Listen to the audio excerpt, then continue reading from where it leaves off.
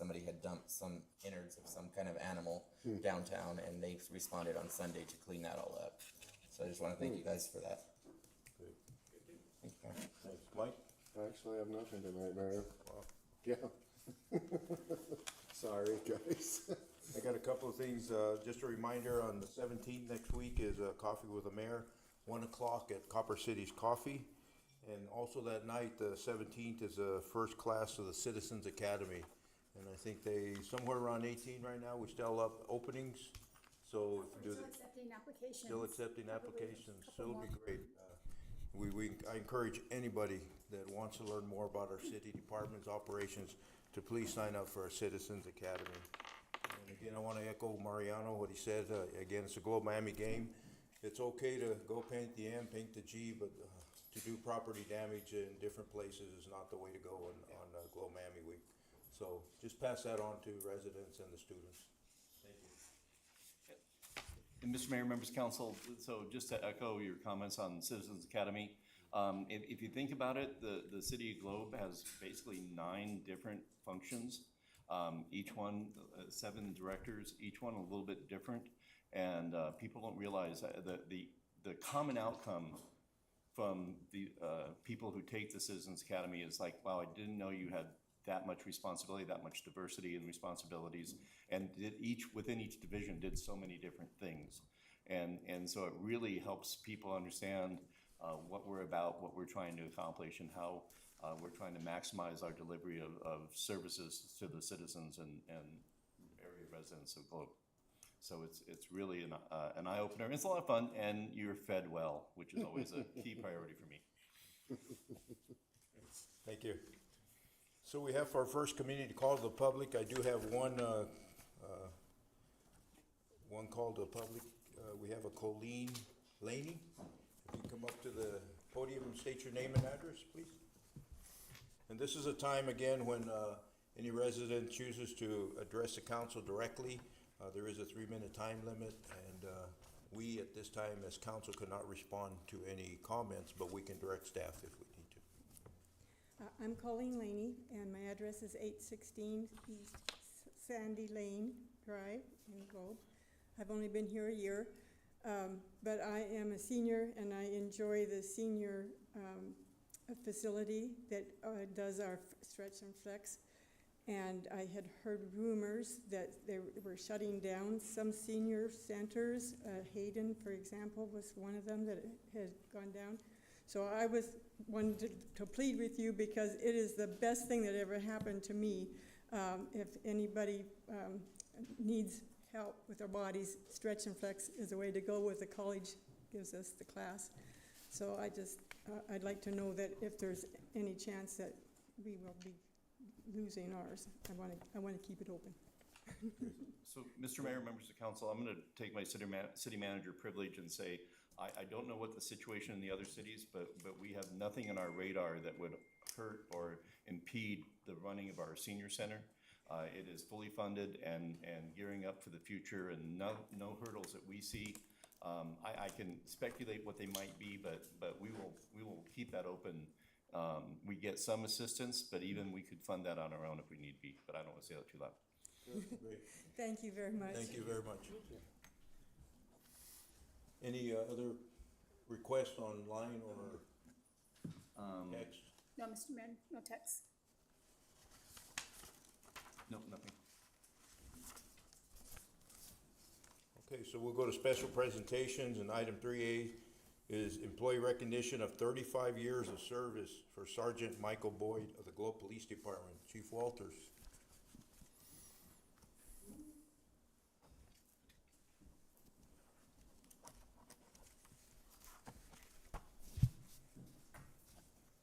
Good evening, Mayor. Good evening, Council.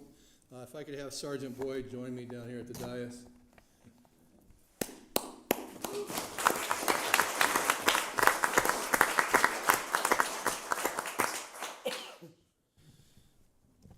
The City of Globe and the Globe Police Department proudly recognizes Sergeant Mike Boyd for his 35 years of dedicated service to our community.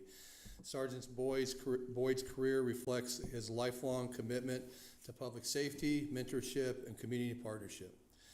Mike Boyd began his career with the City of Globe as an animal control officer and a reserve police officer, roles in which he quickly demonstrated his reliability and dedication. In 1981, he transferred to a full-time status as a police officer where he served the community with a professionalism and integrity. For 5 years, he worked as one of our first DARE/SROs. SRO really wasn't a thing then, DARE was. Officer within our school district, building positive relationships with students and fostering a safe environment in our schools. I will have to kind of divert here because I've been here for 7 years tomorrow is my anniversary. And the entire time, there are two names that ring out constantly within our community. AJ Castaneda, because he's related to 3/4 of the people that live in Cobra Valley, and Mike Boyd. Officer Boyd made such an impact on our students, and it's because of his impact on our community and the long-lasting effects. Officer Verdugo was allowed to initiate the DARE program and start it back up again last year, and we're getting ready to start our second class. Throughout Mike's career, he has held a number of vital responsibilities within the department. He has served as a field training officer, a general instructor, a driving instructor, and a radar instructor, shaping and preparing countless officers who followed in his footsteps. His mentorship and training have left a lasting impact on the department and community it serves. In 2016, Sergeant Boyd retired from full-time service, but continued his commitment to the Globe by remaining as a reserve officer. His dedication led him to return to full duty in 2019 as a patrol sergeant. In his current role, he is responsible for overseeing the patrol team, the department's fleet, ensuring it remains ready and dependable, which is quite challenging, for daily operations, and oversees the department field training program for new recruits. Sergeant Boyd's deep knowledge of the community and decades of experience are an invaluable asset to the department and to the City of Globe. His career is a testament of loyalty, service, leadership, and his continued contributions will benefit the community for years to come. So thank you, Mike. Thank you, Chief.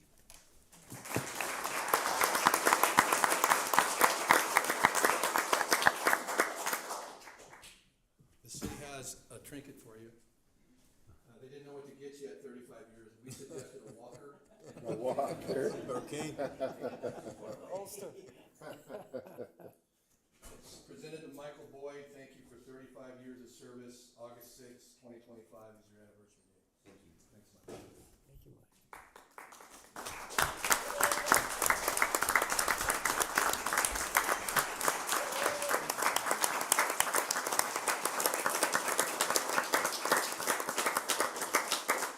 Mike's been asking me all day to make sure he can address the congregation, so go ahead. Yeah, this is what I'm really not that good at, so thank you all for the recognition. I appreciate it.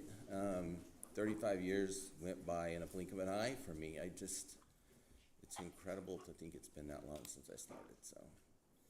But you all are my people, and I'm still here, so thank you. Thank you. Thank you, Mike.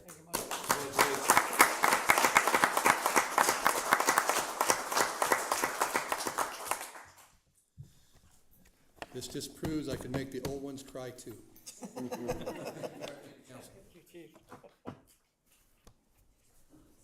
Item 3B is presentation by GH2 Architects, update on the Michelson Building renovation. We have Linda and Luz Gutierrez.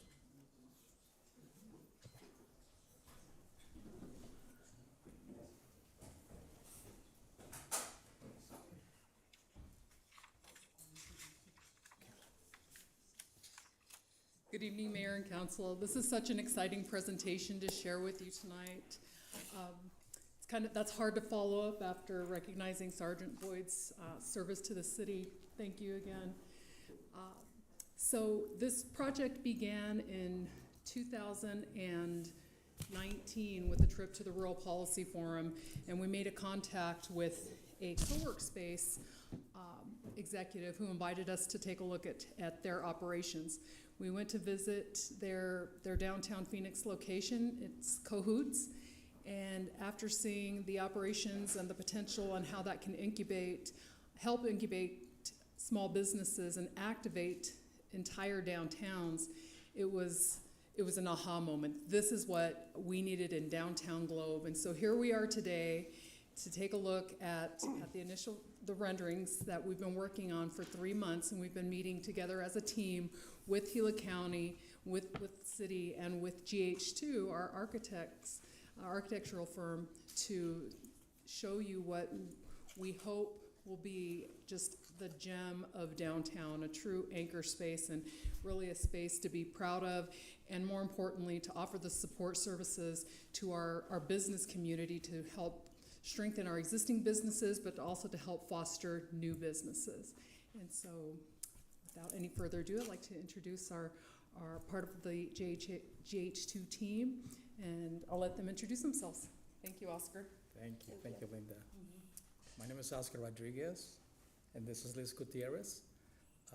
We're here from GH2, and we're going to show you a little bit about this building that's not too far away from here. It's I'm sure most of you are familiar with the building.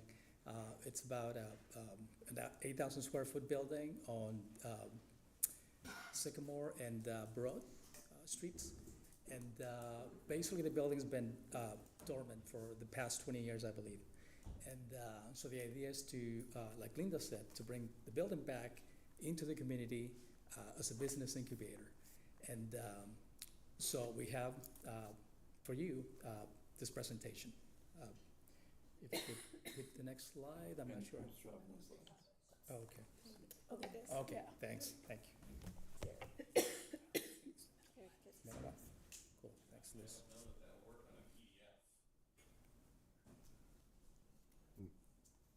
Okay, doesn't look like it's working. Oh, hit this? All right. So on the project goals, and we've been working on this for a while now, we have a community building spaces. Obviously, part of the community, bring people in, foster and maintain the economic welfare of the historic district of Globe, Arizona, create connections, flexibility and mobility, maximize rentable space, thermal, acoustical, and visual comfort for the building and its occupants, preserve and celebrate historic features, and opportunity for social interactions. On the design concepts, if you could hit the next, do I have it? Do I have the power here? Oh, thank you. All right, so. Okay, we'll just say next, please. Thank you. Thank you, Dan. Did you want to talk about, Luz, about the? Yes, so part of our concept for the building, again, it's to connect, revive, and embrace.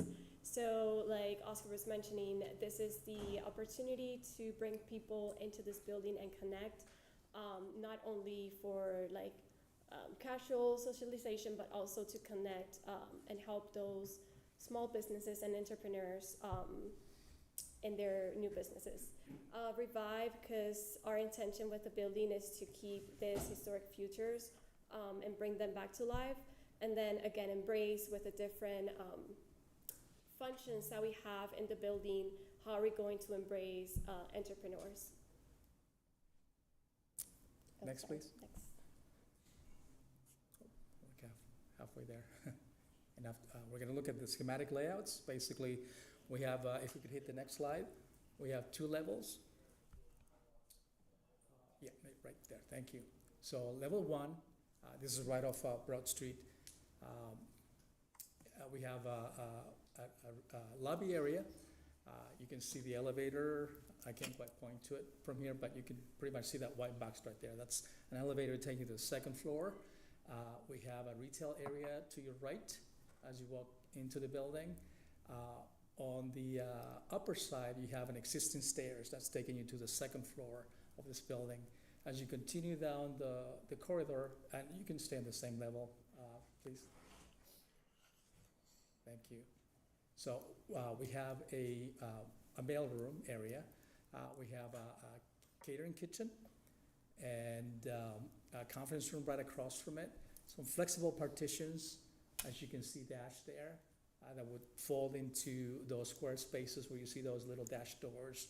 And as you continue down, you have some restrooms on the left.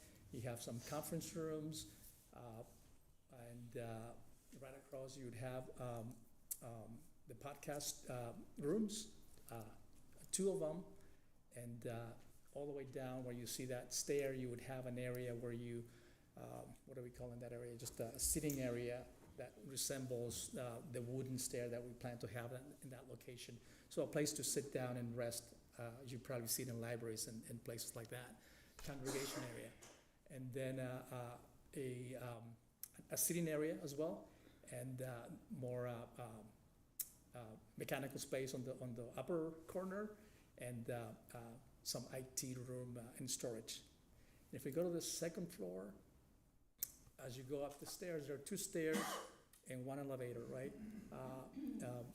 The first stair takes you up to that open office, and also some, as you can see in blue, some larger offices, a couple of anchor offices that face Broad Street, and then as you progress on the south, on the right-hand side, you would have a series of offices, and in the center, you would have an open office. That's, again, flexibility is the key word here. This building is meant to be obviously a business office, but we understand that it could open up to other congregational meetings or gatherings for the community. More restrooms, a couple of more restrooms, and also a kitchenette that would be for the employees mostly. And on the other side, on the right-hand side, obviously on the exterior, that would be it's the alley, and you would access the fire riser room from that location. And then the stairs, obviously, that are taking you down to kind of a mid-level that you have for those who are familiar with the building. I think that's pretty much with the layout. I don't know if I missed anything that you want to mention, Luz. No, you got it all. Okay, so next slide, please. All right, and in the past 3 months, like Linda mentioned, we've been working with the city and with the county stakeholders on some of the schematic materials that we're planning to use for the building. So as flexible as we're thinking that the spaces are going to be, we're also taking into consideration the performance that we need for the materials that we're going to use. So on the first floor, you can see that most of that main hallway, we're trying to keep the concrete that is already existing on the building. So again, with the idea to bring back the historic features of the building, we want to preserve that concrete finish. And then we are also combining what we call the old and the new. So the new will be those inserts and carpet tiles, which is going to be a good performance material for acoustical, since we're planning to have a lot of traffic in the building and different activities. We have conference rooms, training rooms, so definitely carpet tiles in those spaces. And then on the second level, we have part of the spaces where we expect to have a lot of social interaction, like the kitchen, the restrooms, and the lobby, in the elevator. We expect to keep those in the concrete flooring, but also introducing LVT along the hallway, where we have the open workstations, where we will also implement inserts in carpet tile. And then in the private offices, we will also use a product called Kinetict. So it's really good for performance on the acoustical. Maintenance is really great. It's stain resistant. So it's really good for the offices where we expect that we are going to have several people using the same room. And then if we go to the next slide, please. So this is the visual that we have for the exterior. Here you can see how we're trying to incorporate some of the historic color palettes from the city, and also from the new branding of the building, so Broadworks. You can see some of those very vibrant colors in the window shades, in the logo, and part of like the accent trims in the building. You can see how we're planning to have part of seating to activate that front area of the building. We also have a retail space that maybe we forgot to mention. So we have a retail space in the entrance of the building, again, for the efforts to activate the building. Do you have any comments on the exterior? No, I think you did a really good job. Also, we have bike parking outside, just to the right of the railings that you see on the right. And yeah, I mean, I think you hit it pretty much. Right. And then we also have a visual for you on the next slide on the interiors. So this will be the first view that you have once you enter the building. So again, to the left side, it's that elevator connecting the two floors. We have the concrete existing stairs that we have on the building. We just open it up to the lobby. And then to the right side, you have a front desk where clients can check in if they're using the offices. And also it will be kind of like a cashiers for the retail space that we're gonna have in the front.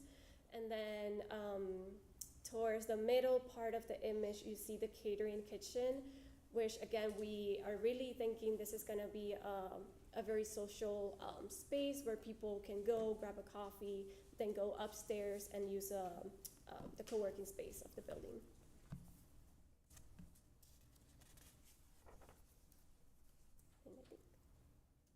That was it. Thank you, thank you. Any questions? This is a good slide. This is like. Oh yeah. Oh, I'm sorry. Sorry, I missed this view. And then Okay. this is a view from the back of the building where we have what we call the learning stairs. So this is a great opportunity not to, for like extra seating, but also it could be a space where companies can have like training sessions. It could be a more casual meeting space. So we really think it's gonna be a good opportunity for social interaction in this space. And then we also presented the opportunity to showcase a local artist on a mural. It could be just like one artist, or it could be a collage wall where we can show different artists from the community. So it's also another opportunity to embrace local businesses. And that's it. And that was it.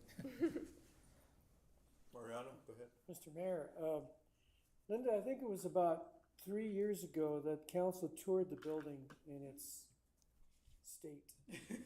And even then, after we did the walkthrough, I think it was Mike and Fernando, we stood on that street corner and realized that we needed an anchor for South Broad Street. And that could be the anchor. And we had that vision across the streets, the church, we have the train station, there's the parking lot and businesses across the street. We realized it hadn't gelled yet as an anchor. That part of town is not, does not have an anchor, and we had that vision. You know, this could be the thing we need on this end of town, on this end of Broad Street. And the visuals that you brought to, these visuals to the Board of Supervisors meeting fleshed out what we had been talking about that day. Some people don't know what an incubator is. It's well known in the valley. It is in Mesa. There are things being done with the use of a facility like that literally starts businesses from the beginning. We don't have that here in town yet, although we have the college. But in town, we had that vision then. This could be quite an anchor for South Broad Street. So I thank you for fleshing it out. The interiors are going to be splendid, and a place to do business. That's the whole concept. It's So gonna be spectacular. The, Yeah. you know, the use and the goals, they drive the design, because, right, the space has to work with the programming, and also the design is driving the sustainability of the programming because of bringing in different resources to better support our communities. And there are stakeholders doing this work, but really we don't have that hub. You know, the city, we do offer business retention and expansion programming. The chamber offers different things, the EDC, there's different groups that come into the community, Local First, the SBDC, but this will be really that one-stop shop, that hub for all entrepreneurship support. And so walking into the space, whether you are an existing business or you want to start a business, or maybe you're someone that's interested in being part of downtown. We have a lot of people that have home-based businesses, but they really want to get out of their homes and socialize. And so, like as Liz had mentioned, these spaces are really designed to promote collaboration and partnership. And so out of those encounters is where you come out with some of the most amazing business ideas to either start a new business or help to support your own. And going back to the group that we first met with in 2019, Cohoots, the city of Phoenix saw what Cohoots did for the Roosevelt district. And so then they asked them, could you move to their current location in Phoenix? It's off of Indianola. And it just had that same effect. It just had this ripple effect where it just brought this, it reactivated a part of a dying area. And the city of Mesa brought in Cohoots to be that anchor space in their revitalization of their historic downtown on Main Street. So these spaces, because you're drawing those type of personalities that are bringing business into your downtown, and as they come in and they're working on their own, they're helping to support the other small businesses. We have Vita next door. We have a lot going on in our downtown, and so bringing this concentration of members in is really going to help support our downtown area. Thank you. Thank you, Mr. Mayor. Anything else? Questions, comments? It's an awesome project. It looks beautiful. Yes. Can't wait. And then after the, Oh, go ahead. oh, I think we were gonna say the same thing. After our meeting concludes, we have samples in the conference room for you to take a look at. And it's all built around the brand and the color palette that was selected for the brand. It's really a sunrise, sunset type of desert palette. It's absolutely beautiful. It blends well with downtown. And we took a look at, at the block, what our neighbors are doing. Because you want to stick out. You want to stand out, but you want to complement your neighbors at the same time. So, Mr. Mayor, members of council, just a quick question, and Danny, can you go back to the first floor plan, just on there, or whoever's driving it? This presentation is a mirror presentation of what we did with Gila Counties. Just some background: this building is owned by Gila County. We got the majority of the grant funding to do the flip of the building. We because of the federal nature, we have to drive the project, but we're working very tightly with Gila County to make sure that both entities are happy with the outcome, and they absolutely have been. The point of the presentation tonight is just a check-in with council to kind of see where we're going, looking at the layout and everything like that. The GH2 is about to spend a lot of time on the board firming up this design, and we all felt better with the county, us, GH2, that we run it by both boards. So if you have any questions, comments, concerns, that you say them now before they go and lay this all out in three-dimensional, whatever, 30% plans, 60% plans, I don't know the lingo of it. But just make sure, because if you have to do any changes, it's cheap now, but it's expensive then. Although if there are any changes, we have to make sure that both entities are on board with that. But their work has been so pleasing. I think everybody's kind of, really happy with what we have going on. I do have just one question. So the retail space downstairs, who would be in charge of selling that? Would it be staff? Would it be the individual No, it would working be space?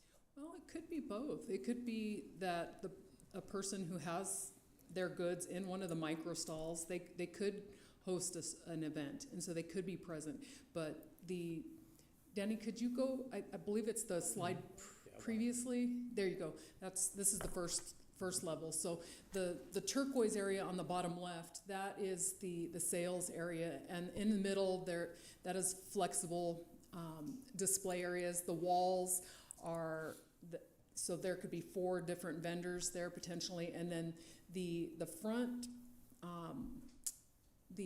reception desk, that person would be assisting with the actual transactions.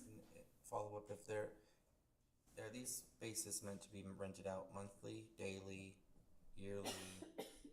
Monthly? The plan would be at this time, because we did develop a business plan again to prove part of, and this is kind of going in the weeds, but the funding, our federal funding, we are drawing down through USDA, and so we had to provide a proof of concept that this is a sustainable project. And so part of that is, how would the memberships work, and including the sales area. So back to your question, most likely it would be monthly. So there could be a rotate, so it doesn't become stagnant. So you have a rotating area of goods. Retail area would have a door of itself closing off the reception on the retail area? Or Yes. As these members come in and out, would only be opened by an employee? Okay. Yes. And I just want to point out, like, the flexibility in the conference area. We all are in different organizations, but this would be such a fantastic place to hold these types of trainings, not just, of course, for the city or the county, but for our bed tax organizations, for our individual departments, as we host groups that come into the city. And, we lack definite meeting space here. It's at a premium, and so this provides yet one more opportunity for that. And then there's 2 smaller conference areas that can be also utilized. Okay. And Mr. Mayor, members of council, so we have an MOU with the county on the construction and the improvements of this building. We began the process of negotiating and putting together an MOU on the operations, where if you think that the easiest way to think about it is the city of Globe will be the tenant, the county will be the landlord, and then we will run the operations, the day-to-day operations, staffing, and whatever it takes to make this succeed, and implementing the business plan which we put together, which was the basis of the funding. Every decision that we and the county make has to be in compliance with what we promise the use of the money. Federal money has strings, and we're okay with those strings because it's a good thing, but that's what we're working on. But we will return with an MOU on the operational side of this. So we'll have more time to talk about this. Freddie's first. That's all right. Go ahead. So I just have a question on the kitchen end of it. Right? Are you gonna have a commercial kitchen in there? No, it's for catering only. It's beautiful area, a lot of solid surface, so we can bring in the serving trays and things like that. Of course, a refrigerator, so that those who are in the building, they can bring in their lunch, but absolutely no cooking. That's not No. good, yeah. No grease traps, no Ansel system. We made it easy on ourselves. So I can help you with that, but. Right. Yeah, thank you, Mayor. This question is for GH2. The scope of your work is, I get the design, the color palettes, things like that, but do you also include all the furnishings, the fixtures, the light fixtures, the door fixtures, all the handles, and how deep does that go? Yes, we do, definitely. So we haven't quite gotten to that point yet, but yeah, that's in our scope. Furnishings, anything from, looking at what's shown there, tables, chairs, obviously fixtures, faucets. I mean, everything is Part of the design. part of the design, yeah. Okay. Complete package, yeah. Thank you very much. Thank you. Thank you. Appreciate your Thanks. presentation. Yes. I just want to mention, because we have one of our stakeholders also in the audience, Robin Bradford from Freeport-McMoran is in the room, and Freeport is really, they were our first partner at the table after the county, and so we were able to put a roof on it so that we can do all of the fantastic work inside. It has, we were able to utilize all the skylights upstairs, and so without Freeport, that just started the wave in the support of this project. I'm not sure we'd be here today, so thank you, Freeport. And Yes, thank you. Also to Very much. Resolution Copper, they've also partnered with both county and the city, and of course, the congressionally directed spending that we received from Senators Sinema and Kelly. So this is truly a barn raising of a project. So many partners. It's very similar to our community center pool, and that's how we've been able to, as a region, make these huge lifts. So thank you. And Mr. Mayor, also Joseph Dickinson, the facility director for Gila County, he's planned on attending, representing Gila County, but he said they had a last minute time sensitive issue that popped up, and he was not able to make it. He sends his regards and wanted to be here, but I believe he's following or will be watching the video. He's not watching it now. Thank you. Thank you. Thank you both. Appreciate it. Item C is presentation for acceptance of grant award number GO 2657-05071 by Freeport McMoran Site Grant for $8,000 for the implementation of the DARE program at the Copper Rim Elementary School through the City of Globe's Police Department SRO program, partnership with Globe Unified School District. We do have Robin and Connie. You guys gonna present?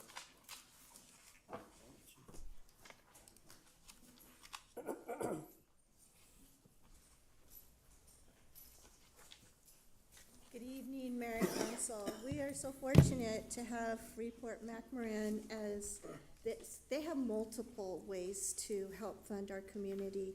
And so at the end of last year, we decided that we needed to build a partnership to help further this DARE program into the Copper Rim Elementary School program with SRO Verdugo. And so we are just fortunate in the amount of $8,000 we're receiving this, and I'm just gonna let Robin take over and then. Connie promised she wasn't gonna have me take over. I'm not prepared. I'll just say that I'm really, really pleased on behalf of Freeport. Linda talked about Freeport, but really, you guys bring all the great ideas and opportunities, and our part is just so easy. So, thank you to the City of Globe for making the investments in the community and in the youth and safety, and thank you for Globe Police Department and what you guys do, Connie, for bringing the request to us. We're happy to do this. So, with that, I guess. Take the money. Good evening, Mayor and Council. Again, I wanted to say thank you to Freeport for their kind donation and a lot of different things that the city does. They have been a tremendous partner for us as a whole, as a city. They've been specifically supportive of us and Officer Verdugo's program, reinstituting the DARE program in the school system. Connie's efforts in helping us with grants. This has been a wonderful partnership that truly benefits the community that we serve. And so I can't say enough positive about all their hard work, but at the end of the day, it comes down to the man who's in charge of that program, who has absolutely just set it ablaze. We knew he was really good with kids because of how he interacts with Sergeant Cochran, and when I first got here the first year, we had a second grade class come and do a tour of the police department, and I'm standing outside with a bunch of second graders looking up into me, not knowing what to say, and Officer Verdugo starts singing the SpongeBob SquarePants song, and they all start singing with him without even being asked, and it was amazing. It was like the Pied Piper. So he's been wonderful with these kids, and it's a great program. And if you haven't had an opportunity to come out to one of the graduations, please do so this year. We had a great turnout last year, and it means a ton to the kids and their parents. So thanks again to Freeport and Connie, and mostly to Officer Verdugo for all his hard work. And Officer Verdugo wanted to say a few words. So. I do. So ever since I got here, the council, I appreciate it. You guys have been very supportive of the police department, and support all of my boss's ideas. that implements the PD. And it took me a little bit to convince them about the DARE program and how important it is. So I was certified in teaching the program in 2014. But when I went there, I came back, usually how it happens, you go to a training, you come back very inspired. Well, when I came back to my old agency, very inspired to teach this program, they opened the doors for me, and the community did as well. Because it all comes down to it's for the kids. So when I got to implement it here, I mean, I could have been more excited and you know, just happy to bring this program to the schools because it meant a lot to me. I went through it when I was back in 5th grade, a few years ago. But just bringing it to the kids and how they accept it, how the school accept it, the community, all the parents that come to me and say, hey, you know, thank you for bringing this program back. I mean, ever since I got here, when I'm doing patrols, I could see all the signs that say, you know, their community. And it all started with Sergeant Boyd, because obviously he's the one that started this program, made the community, you know, aware of it, they're supporting it. And even before I got here, all these signs are still up. So I just want to thank him for bringing it to Globe, and I just hope to be here 35 years later still teaching this program, because I'm all about it, and it does come down to all the kids. So obviously, thank you, Freeport McMoRan, for bringing this grant to us, and it will be for the kids. I can guarantee you that. So thank you, appreciate it.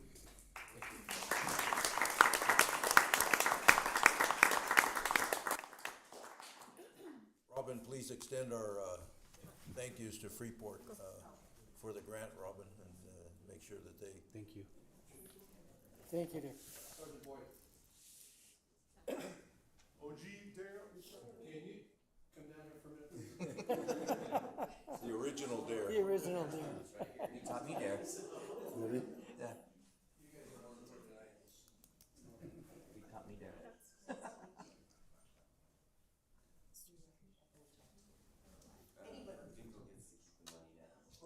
When is that graduation for you?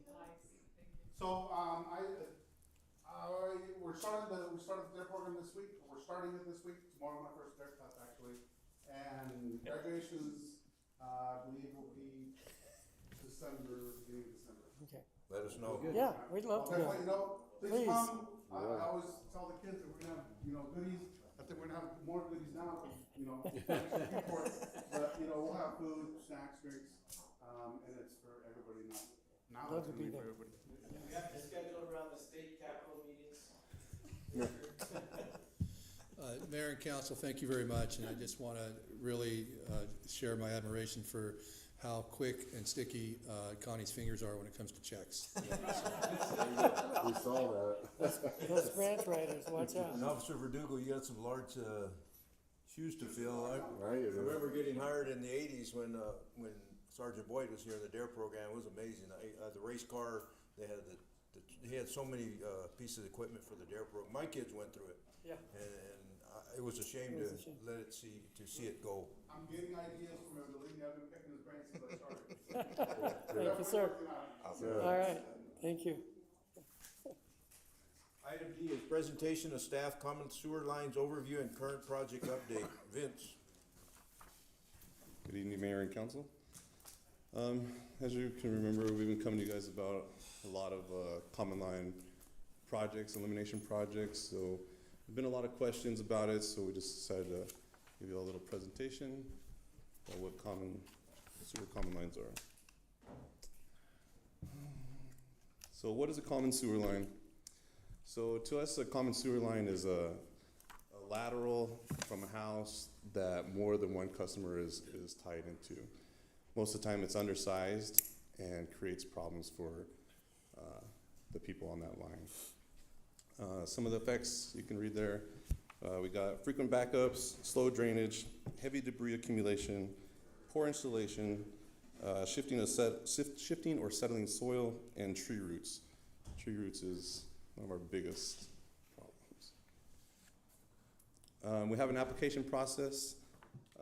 It's usually the customer has a complaint. They get a plumber to check it out. the plumber usually notifies us saying, hey, you guys have a problem on your side, or that these residents are on a common line. We send out a crew, we do some testing of our own, some cameraing, some dye testing, and then we determine if it's actually a common line or not. They have an application at City Hall that they can come and fill out. We're trying to get it onto the city's website. They can fill out the application. It's a whole process. If we have multiple applications, we have a scoring, what do you call it? Rubrics, that's the word, thank you, that we follow to help determine which one takes priority. After they, if they have a contractor involved already, we usually try to work with that contractor. If not, we go out to bid for quotes to select a responsible contractor.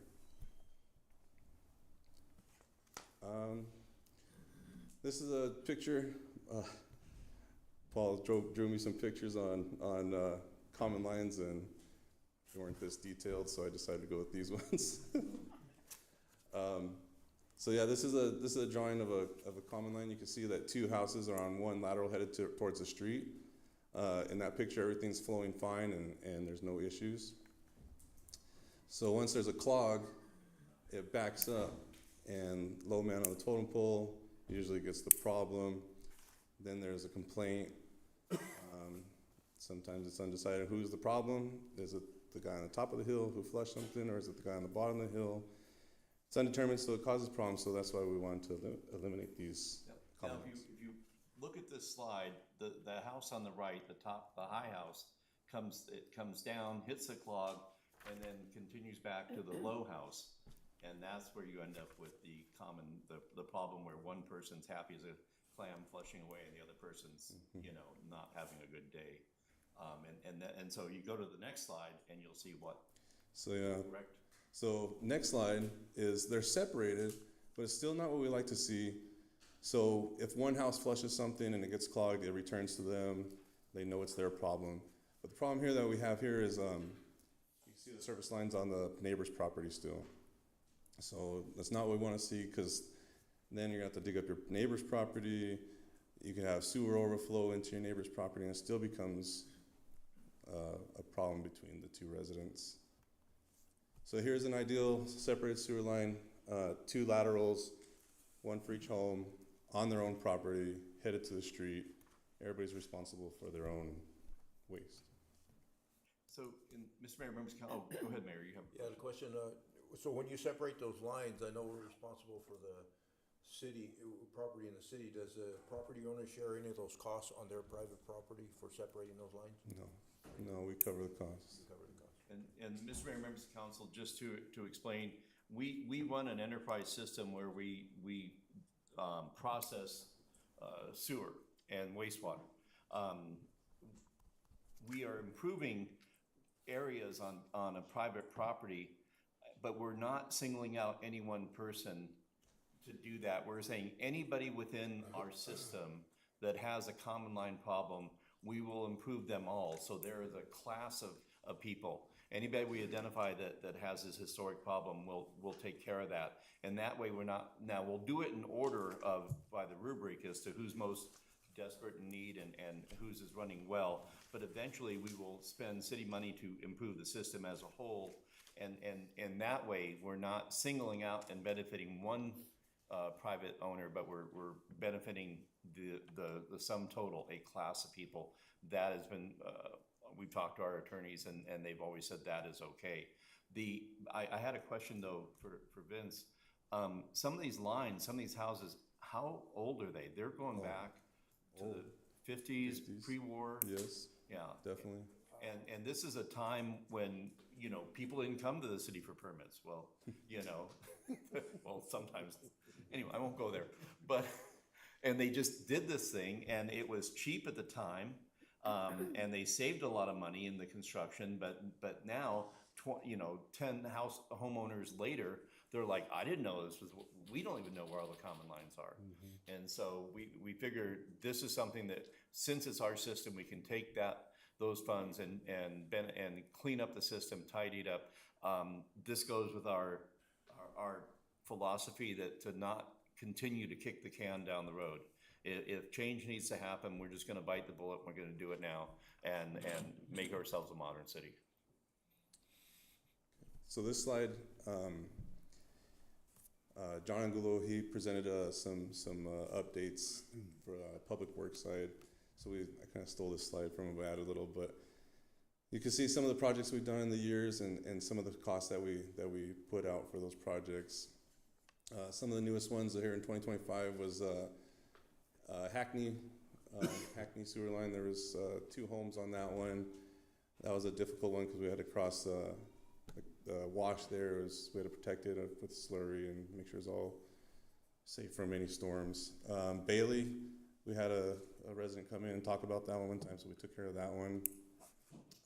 4th Street, that one was another complaint. It happened the weekend before Super Bowl, and luckily it happened then that we took care of it then, so that's why I remember that one. Yeah, then 25 and beyond, Alpine Common Line, we just came to the council to get approval to go to construction on that one. He's planning on starting that one October 20th on the construction side of that. La Mesa Terrace up above the wash and fluff laundromat up there, that's under design. And then Paul mentioned 2 weeks ago about the sewer master plan. One day we'll get to that and we'll really identify a lot of our issues there. I put this in as bonus round since I have everybody's attention here in the room and online. Some of these problems that cause these things are these rags.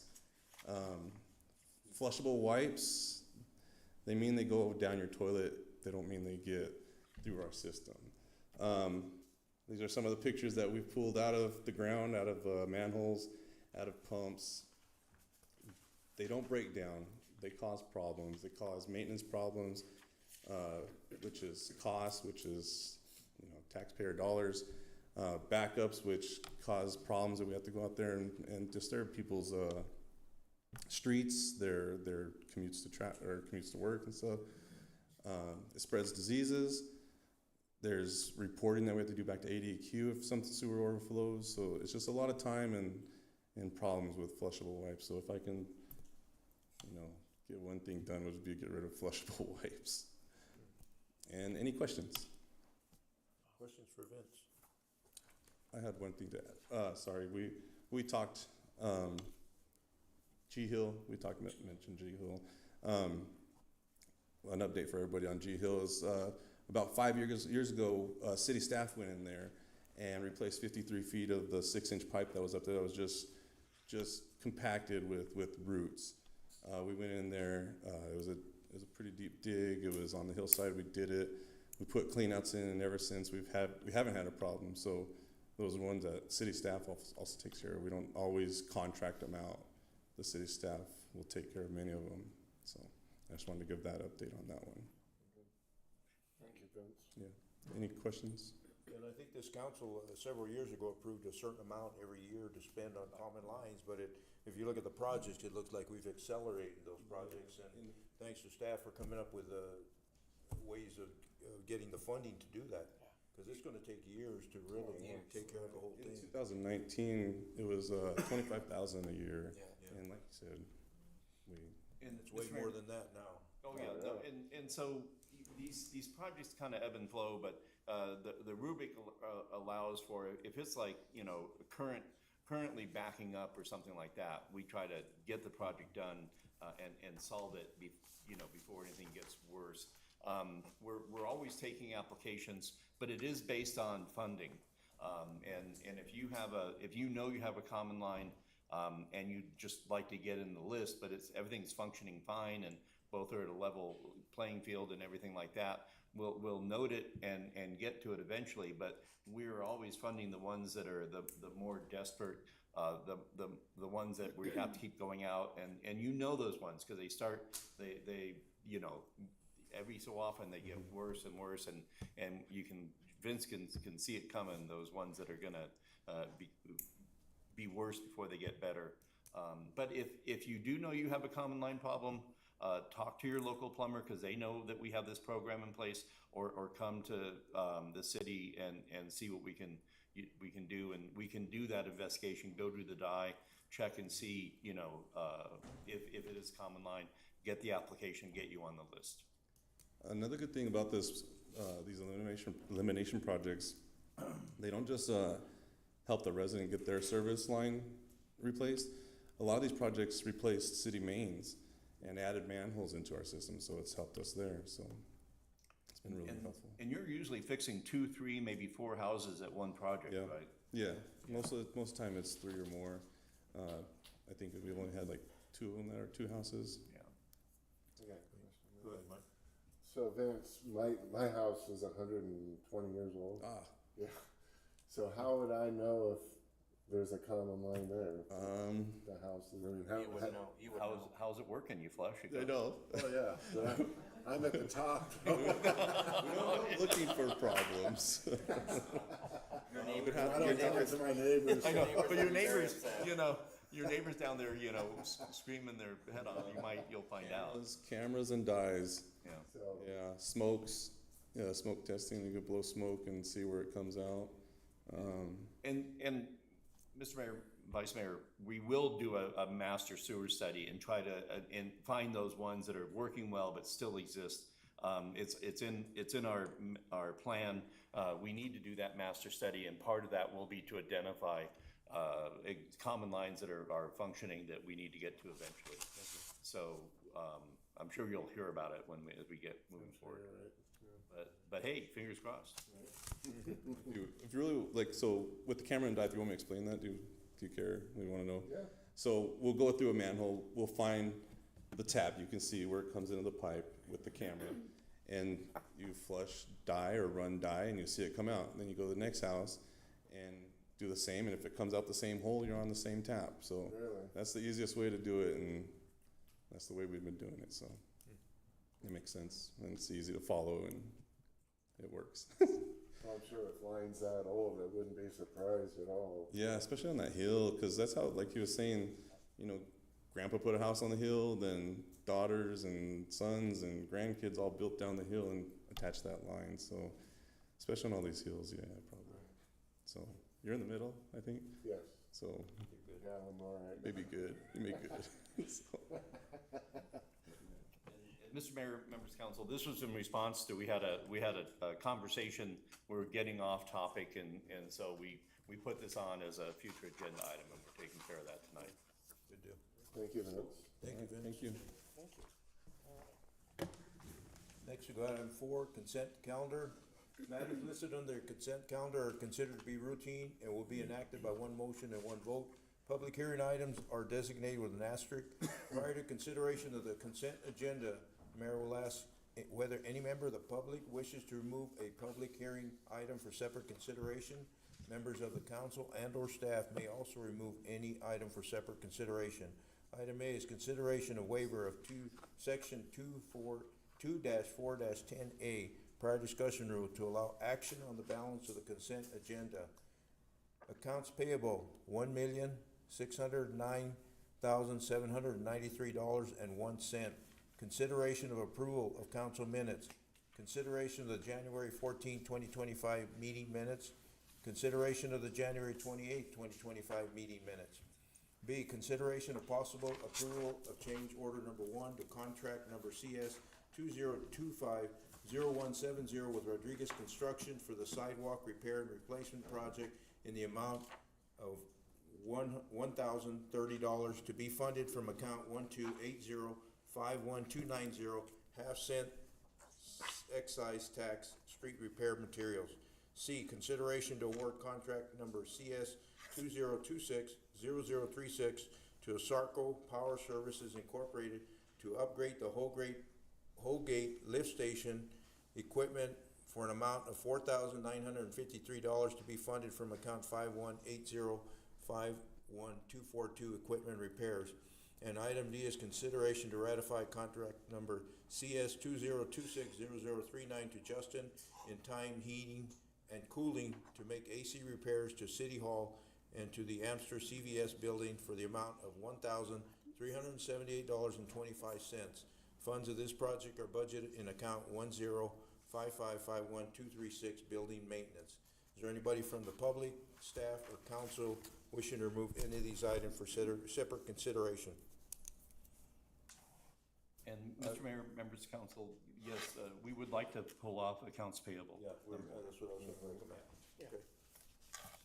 Mr. Mayor, I make a motion that we accept the consent agenda as read and pull item account A1, accounts payable, for further discussion.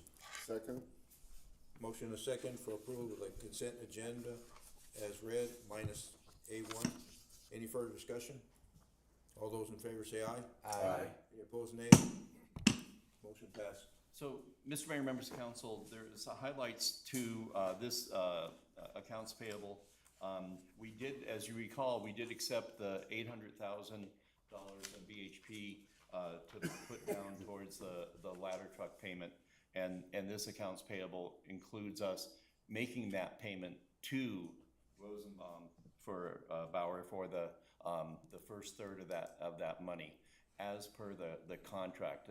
The agreement we have with BHP is that we receive the money and then we expend the money in a timely manner, and so we were putting it towards that. We also have a $154,000 Blue Cross Blue Shield payment. We have $114,000 to Peoria Ford for 2 police trucks, and we have a payment of $253,000 to Meridian Engineering, but actually the amount is a little bit smaller, and so we lowered that to by $2,790. So the amount printed on the actual agenda that's been publicized is $2,790 higher than the amount that you read, but the actual amount is the $1,609,793 and a penny. So just to clarify all that, and but no, this is you know, this is progress. We're getting that money for the fire truck. This is the last payment on Meridian for the bridge, but we still have a closeout payment for the retainage where we kind of square up all the details of the contract. So we're almost there, but the bridge is actually completed, all electrical, everything is done. So that's a good thing. And I think when I read the amount, that was a corrected amount. Your amount that you read was correct, but it doesn't match what is on the public agenda. Yes. Right. Any other questions? No, that clarified the questions I had. Thank you, Mr. Mayor and Paul. Mr. Mayor, no other questions. I motion that we approve the item A1, accounts payable. Second. Motion second for approval of item A1. Any further discussion? All those in favor say aye. Aye. Opposed, nay. Motion passed. Item 6A is new business, consideration to approve engagement agreement number PS 2026-0041 with Columbia Capital for municipal financial advisory services for a base fee of $25,000 funded from account 10565123 contractual services. Danny. Evening, Council and Mayor. We met with Jim Strickland, which is from Columbia Capital. He was adamant about the fact that he can help us out, and we believe that he can. He is a financial advisor. They are completely independent, so therefore nothing that they have no connection to us. It's an independent advisor. They will do an underwriting. They do the underwriting as a fiduciary. They are not an actual underwriter. There is to be no funding up front. This is for the multiple very expensive projects that we have that we want to accomplish in the future. We feel that we need an advisor to instruct us as to what's the best way to fund those projects, and this is what they are offering. Thank you. So again, just so the public's aware, just an engagement letter to This help is an us engagement to letter? Yes. maneuver, work through different projects that are very complex in the future. So we have some very large capital projects that we need to get done.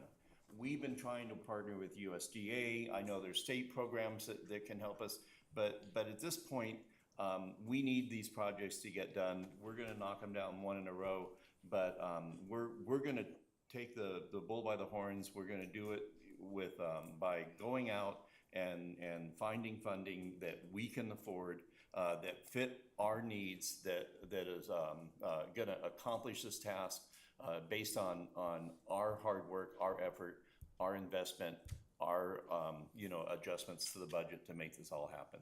So it's we're not going to part. We're like I say, we're not waiting for a handout. We are going to make these projects happen. We believe we can. We're setting the stage for that. One of the things we need though is to explore the options and get good advice, and that is what Columbia Capital brings to us, is helping us navigate those funding sources. Mr. Mayor, if there are no other questions or comments, I motion to approve item 6A is read. Is that a move forward? No, this is waive the rule. Is this a waive the rule? At some point, we may be back to discuss and do more with this company. So this is not the last time they will be on the agenda. So we believe that you can go ahead and approve the letter, or if you wanted to be put in a waive the rule. No, we didn't. Yeah, but I'm thinking that this is not the last time. To add section 2-4 as 10A and waive the rules. Yeah, just say. Second? Motion second for approval of item 6A. Is there any further discussion? All those in favor say aye. Aye. Any opposed, nay? Motion passed. Thank you, Danny. Thank you, Dan. Item 7, action items. A, consideration to approve the expenditure for uplifting of 5 marked Ford F-150 patrol vehicles by Daysite Services LLC for $148,725.40, budgeted from account 1057520000, capital outlay equipment. Chief. Good evening again, Mayor and Council. So the winning bid on this, it was the lowest accurate bid submitted to us. Commander Haynes worked diligently on this project, working with a number of different vendors. This particular bid came in and it has a tremendous added value just because of access for us. So moving forward, we're ready to start the build outs on the patrol vehicles. 2 of them have been delivered. We're waiting for the other 3 to be delivered here in the next few weeks. Any questions? Any questions, comments? Freddie. Is part of the uplifting the exterior wrapping of the Globe police vehicle stripes and all the Yes. colors? Yes, sir. That's part of the uplifting?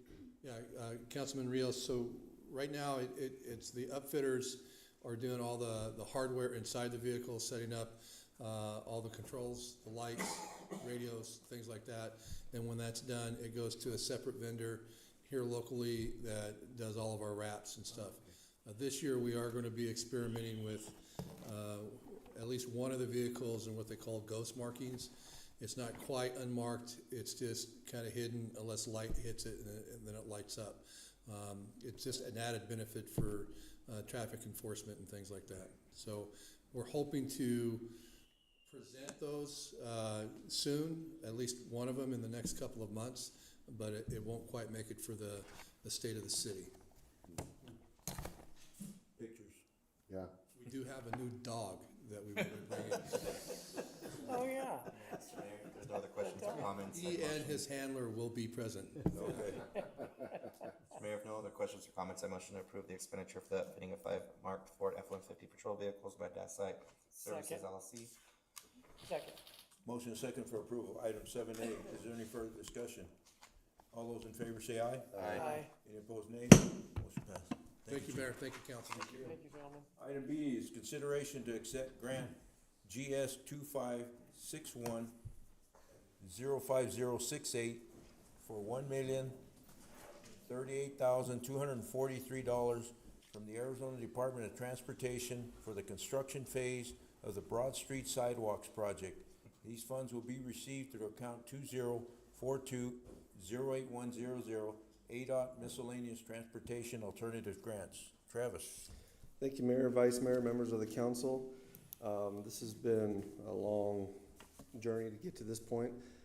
As you may recall, back in 2023, December 2023, ADOT brought back the Transportation Alternatives Program, which is funding federal funds to do transportation alternatives, right? Anything but street projects. So sidewalks fits that number. And so the city had applied for a grant for design and construction for a much broader, bigger project area. But unfortunately, they were only going to fund, if the design was not done, they were only going to fund the design at that time. And then hopefully you'd be in a better spot for the next round and apply for the construction. So we did get awarded the design funding that we requested back in 2024, but we quickly realized that was not going to cover the entire project area. So originally the project was called the Downtown Sidewalks Project, but we had to scope it down to fit the funding to just Broad Street Sidewalk Project. So that design is wrapping up. I believe it is finished. We're just waiting on some final documents. And so we got to deal with some right-of-way conversations, but the design has been done. We did apply for the construction this past May, and we were awarded to get that sidewalk done that we just designed. So received the money, the amount that you said. We will be having a local match, approximately 63,000, just under 63,000, and hopefully once we get the final documents, we can get this in the Central Arizona government's TIP, the Transportation Improvement Program, and once that is done, we can then, I believe, initiate the project. My understanding with ADOT is that the funding may be available March, April, because they want to get the construction done before June 30th. That is their goal. They want to meet their fiscal year budget, even though technically federal funds, it can technically be done through September 30th, but since they operate on a state fiscal year, they want to be done by June 30th. So I'd be happy to answer any questions. Travis, and these federal funds are secured then? They are secure. They gave us a funding award letter that we are eligible and are going to receive them. And how much does $1 million cover in sidewalks downtown? As much as that we're going to plan on doing for it. It just depends. I mean, we won't know until the bids go out, but the project scope really is between, I want to say, Cedar and Mesquite, and there's a portion between Yuma and Haskins. So. Nothing on the south end then? No. Yeah, like I said, we had to scope back on it because the funding amount that was originally scoped for us for the general area that we were originally going to do was just not enough. So we're hoping to go back again at another round to get the rest of the funding for the rest of the sidewalks. Ready? I mean, I'm not gonna put a downer on this. This is a great grant, right? But if you could, from the master plan and scaling it back on a percentage basis, can you guesstimate what would be left after this completion, or what the completion would be? So 60-40, yeah. something just. From a percentage, I can't say a percentage, but I can give you a perspective. So I want to say we were just under around 200,000 for the design is what we were awarded, and that's what we had requested when we were getting quotes back from. See, ADOT administers the program, so they're administering the design and all the paperwork through their procurement process. But when we talked with the designer, if I can recall, I believe it was almost more than double what we had requested in order to do the entire area. So I would say it's probably close to that 40-50%. But I mean, when you're doing one strip of the street versus kind of a larger block area, it doesn't feel that way. Okay. So, Mr. Mayor, members of council, so Travis, there is a $62,000 $62,757 match. That we will in the future we'll take care of that. Correct. As this goes forward. I think it's like 7% of the 5.7. So 52, not 63 then? It's just under $62,757. Okay. And the other thing is, like I say, this is, we're very thankful for ADOT for helping us on this. It's also very helpful to have, 3 former ADOT employees working for the city recently. So thumbs up to Louise too for making this helping to make this happen. Great. Mr. Mayor, I'd like to, if there's no, You got a question? No, I just wanted to thank them. Thank you. Go ahead. good, okay. I'd like to make a motion to accept, acceptance of grant GS 25-61-05068 from the Arizona Department of Transportation, ADOT, for $1,038,243, received through account number 20-42-08100. Second? Motion second for approval of item 7B. Any further discussion? All those in favor say aye. Aye. Any opposed, nay. Motion passes. Thank you, Travis. Thank you. Thanks, Travis. Great news. Yes. Late agenda item? Nothing. Nothing? Call to the public, second call to the public. Do you have anybody online or on text? Let me take a quick look.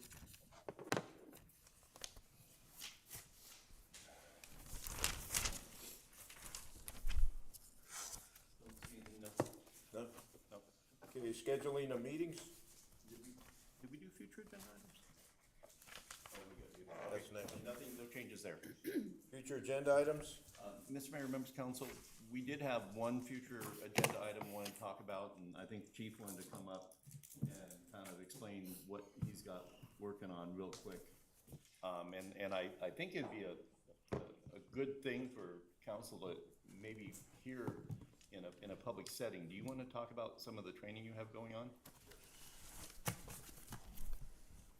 And I'm wondering if council would like to get an update of all the different, some of the specialized training the police department has, so. So, Mayor and Council, recently we participated with a meeting with the Virtue Group out of the Valley. And they are a police training organization that has designed some very sophisticated and high-tech training. But they have an instructor there that created a training that's really designed for not just law enforcement, but law enforcement, public officials, and the community. And we just did a pilot program of that yesterday at the Elks Lodge. It wasn't as well attended as I hoped it would be, but I was so impressed with the instructor. His name is Lon Bartel. He's working on his PhD. He's a retired police officer. He's been a fireman instructor, SWAT guy. He is an expert witness for testimonial in the physiological, psychological impact of critical incidents with law enforcement and things like that. And he talks about this training that really educates people on why we get the reactions that we get when we're in high-stress situations and we have to make split-second decisions and stuff. And it's kind of an eye-opener. They cover a lot of case law things. They do some on-hands training in it to get you kind of an idea of it and things like that. It was so impressive that we're bringing it back to the Chiefs Association to give a presentation, a condensed presentation for all the departments in case they want to bring them out, but we are bringing them here. We're going to do 2 different days of training. When we do that, we are hoping that we get members of staff and of council to come see it at different times, however you need to divide it up, just to kind of get an idea. It would be educational for all of you, so when we have, like we've had in the past, significant incidents, you have a better baseline understanding of it. It's great for the community. We kind of get educated through media, whether it's television, movies, or whatever, on how people react and how people respond, and that's not accurate. So this gives you a more accurate picture of what they're doing. It's a great training for the officers. It's not just about shooting weapons and putting holes through paper downrange. It's about the why, how, the justification, and the different things like that. So I was very impressed with it. So we're bringing it here. I'm giving you an open invitation. When we bring it, we will advertise it. We'll probably put it out in the public again. We would like to get it set up at some point in time in these early discussions with them that we can maybe present in, like, the city, the group that we've got coming through, The city, Citizens Academy. Well, and this is my idea, that this may be something that is, it's very impressive stuff. It really helps you understand what happens in a stressful situation. And if any of the council do partake in that, and it may make for a really good presentation once you fully understand it, back to the public at city council, for everybody to see. Mr. Mayor, you had already left yesterday. I did attend the last 2 hours of it. It is an eye-opener. It has implications for risk management. And the training is geared more towards law enforcement, but it gives you a snapshot of what's out there currently in the legalities of the world. The takeaway was simply, especially for me, one item was the limits of the police cameras. It is limited, and it harkens back to the day of VHS tapes and how VHS tapes were limited in the reality, perception of reality of what was being recorded on film. It's all about the techie stuff. And I expect when these cases go to court regarding the limits of police cameras, from a risk management point of view, we need to be ahead of that curve and understand that. And I'm sure Bill has seen some of this stuff already, but the point being, it's worthy for us to take the time to go to this class. I had a conversation with the other gentleman, I can't think of his name. Officer Drexler? Yeah, he gave me his card. The point is, they are trying to farm this out to the local communities for their use in training for law enforcement. It is a very eye-opening set of information they present, and I was really impressed with that. I would argue that if you were able to sit through the training and take it all in, that each one of you would like to see it expand into outside of my realm, but into yours. So when you guys do your retreats with other city leaders across the state and stuff, for them to be exposed to the same type of thing, I think it's critically important. I'm very open and transparent with what we do at the police department. I try to be as upfront as I possibly can on all things that we do. This just gives you an inside track of some of the things that law enforcement deals with on a day in and day out basis. It's great training for my people, but I think it would just be as beneficial to each of you and to some of the general public to be able to sit through it and see it and kind of see the holistic side of it. So, it's really good. So Mayor and Council, like I say, I'd like to, Dale will send out invites, make sure you're lined up, and then like to have Council consider this it's a lot of information. If we could get it into a short presentation for Council, I think it'd be good just to show the professionalism and the science that goes into how we operate nowadays. Yes. So I don't want to, any other future agenda items that I kind of stole the show here. I'm good, thank you. Thank you, Chief. Thanks. Thank you, Mayor. Thank you, Council. Motion to adjourn. Motion made. Second. Motion second to adjourn. All those in favor say aye. Aye. Meeting adjourned. Thank you for attending. And Mr. Mayor, members of Council, if you want to peruse the